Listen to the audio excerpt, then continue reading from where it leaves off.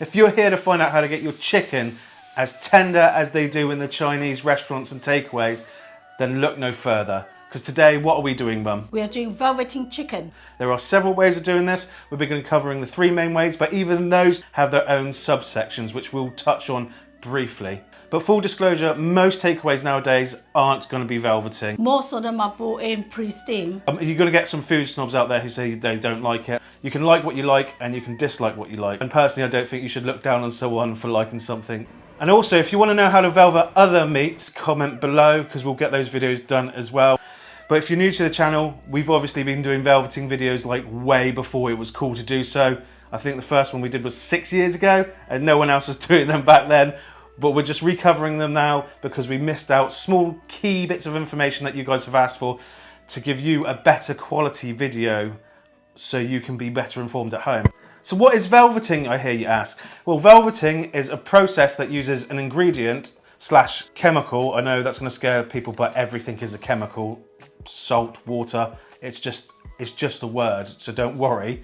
To tenderize or keep meat tender. But in most cases it's used in a marinade, isn't that right, Ma? Yeah, just only a small amount of it. But brining something, for example, is technically a form of velveting. I thought I'd explain that just so you knew what the term meant. And if you want to know the best way of velveting and the recipe that we actually use a lot, you will have to watch all the way to the end of the video because it's the last version. So we're going to go on to the first version, which we call the egg version. This is a old way of velveting chicken. Yeah, like really old, isn't it? Yeah, before the other one.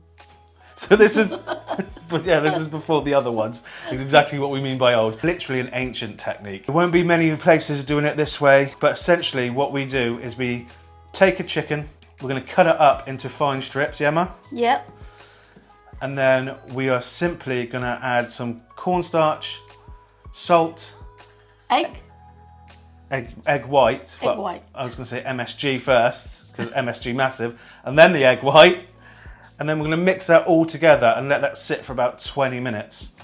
The reason why we use the egg white is because the egg white itself is an alkaline, stops the meat from going tough under high heat. But we nowadays have far more effective ways of doing this. The cons with using the egg white is sometimes if you put it into the wok and the wok isn't hot enough, you don't have enough oil, or there's a slight imperfection in your seasoning, it's going to stick. Stick like what, Mum? Stick like hell. Oh, I thought you were going to swear that. That's good you didn't. But yeah, and you're going to end up with a terrible mess at the end of it. Yeah, you do not want that. No. No. Which is why most places nowadays tend to not use this variation if they're going to be velveting. When you use the egg white, you don't want to be using the yolk either because the yolk is actually slightly acidic, which brings the pH back to a normal sort of range, meaning the chicken won't go tender. Also, if you walked into a takeaway and you saw yellow chicken, you'd be pretty alarmed. So you want to use the yolk for something else. You can salt them to make salted yolks, or you can use them, beat them up to make into like the yolk for fried rice or something like that. Yeah, that's right. That's what you could do with the yolk. Yeah, but you don't want to be adding it to your velveting mix.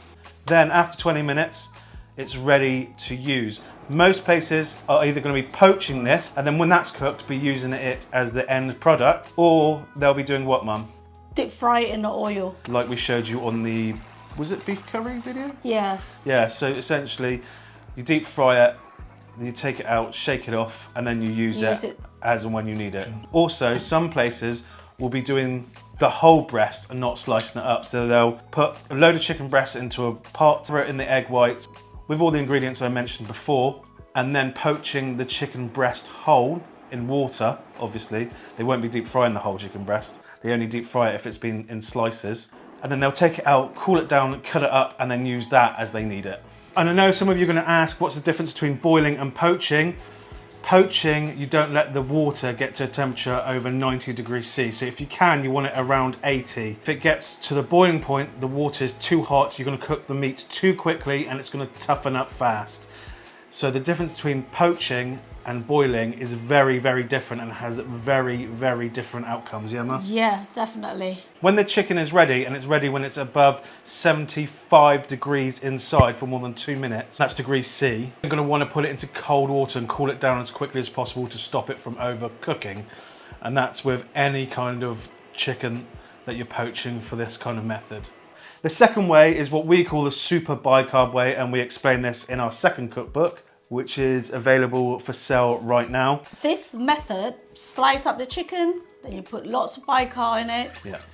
and wash off, then poach. Yeah, and then when you've poached the chicken, that's when you can use it. So you can store that in the fridge for 48 hours and then use it as you need it, like a takeaway would, or you can use it straight away if you really want to. I'd just like to mention, when you do wash the bicarb off the raw chicken, be very careful not to what, Ma? Splash it.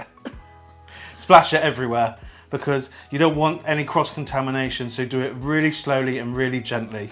Just let the water run over the chicken until all that bicarb smell has come off it. Yeah, Ma? Yeah, splash it. Do not splash. You No, heard it. yeah. Do not splash. You heard it.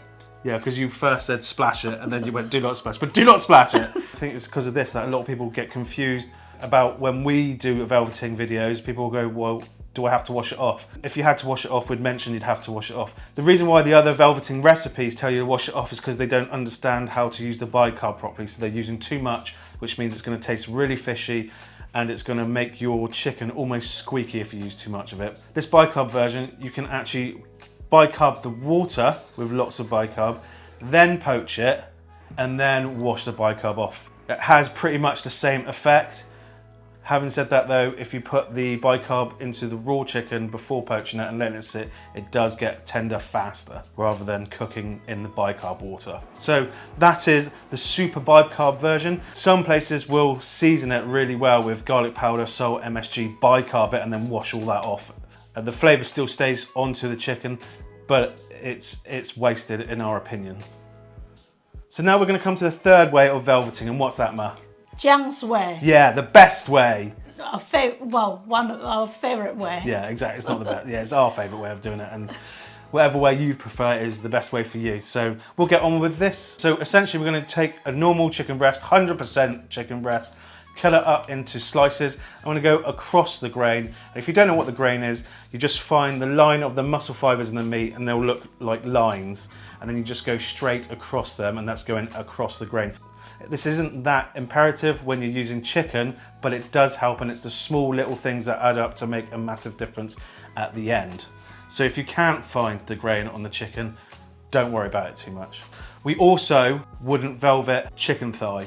We'd marinate the chicken thigh, but we wouldn't velvet it. So then once the chicken is cut, we're gonna add salt and MSG, and then we're gonna add a pinch of bicarb, less than a 1/6 teaspoon. That's enough to tenderize the chicken, but not enough to have any adverse flavors or textures, meaning you don't have to wash the velveting off, so you have really flavorful chicken and it stays tender. Then we're gonna add garlic powder, potato starch, light soy, and then we're gonna add vegetable oil. Then we're gonna mix this all together and let it rest for at least 20 minutes. If you can, overnight for best results, but 20 minutes is more than enough time to get the bicarb to work. The overnight is just for the marinade to soak into the meat itself.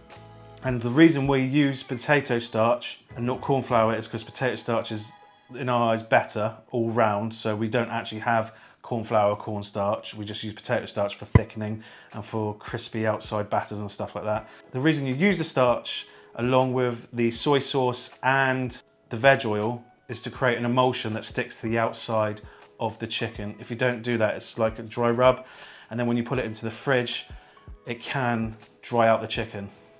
So that's what the oil is for. And then this is literally just cooked off in the wok. Only really good takeaways will be doing anything like this, because if you get it wrong, again, it will stick to the wok, won't it? Yes, it will. Yeah. Especially carbon. Carbon steel. Yeah.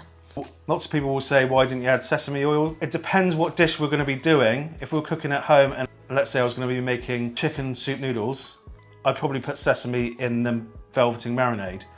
But I won't if I'm at work, because sesame oil doesn't go with all the flavours. So you'll be picking up a flavour that doesn't go in something and throwing it into a dish. Which is, I know some people like sesame flavour through everything, that's absolutely fine, but most people don't, and which is why most takeaways don't add it to everything. But also some takeaways will be velveting how we do it and then doing the deep frying again like they do with the beef, so they'll deep fry it off in Hot oil. hot oil Yes. and then use it. So here we have the egg, the more modern way of doing it without the egg, and our way of doing it. As I'll be honest, visually ours is way better, but I mean that's just us. This looks silkier. This looks slightly more dry. It won't be dry because of the bicarb, Yeah. but it does look dry. And this obviously looks... Yeah. So we're going to try them all. I mean, we've tried them before, but we're going to essentially tell you what they're like. So the first one.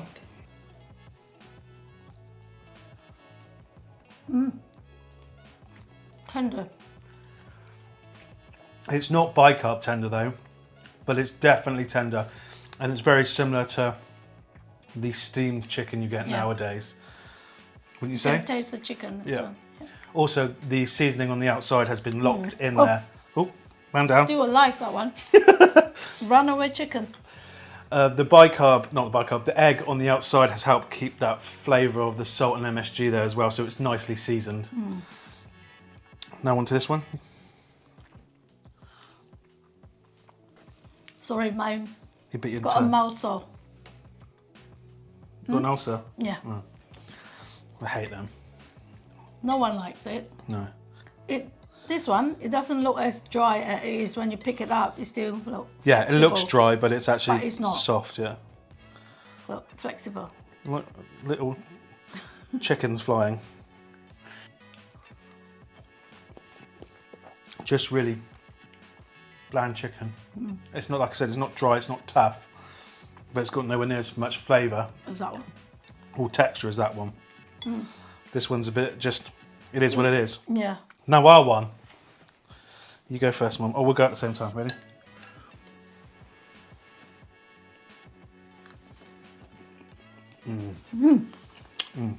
Number one.